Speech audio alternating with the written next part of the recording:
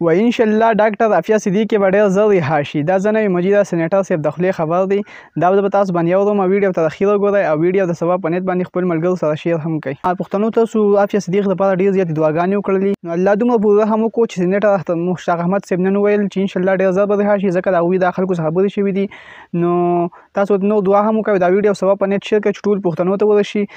دوستانو راځئ تاسو خبرې واورئ چې دا څه وایي. دا نه پس تاسو سره یو څو غونډې خبرې کوم. دا واورئ تاسو.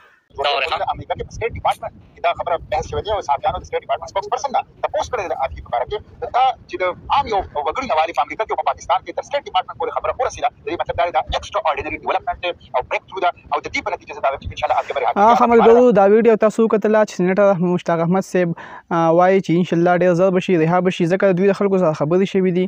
نو په دې باندې موږ ډېر زیات خوشاله شو دا ویډیو چې کله ما وکتله ځکه عافیه صدیق د 20 کالونو په جیل کې پرته ده او دغسې د هغې هېڅ چا اواز نه اوچتلو. یو سینیټر صاحب و چې هغوی له اواز اوچت کړلو.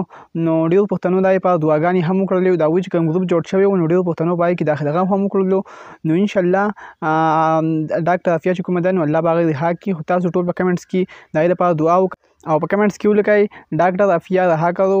نو انشاءالله عافیه صدیقي به رها شي او تاسو ته ډېر ډېر دعاګانې وکړئ. دا دې وخت نوې ویډیو وه تازه. نو انشاءالله چې نور نوي اپډیټ راځي نو زه به انشاءالله تاسو سره په دې پیج باندې شریکوم. نو داسې پیج د دې ویډیوګانو لپاره فالو هم کړئ.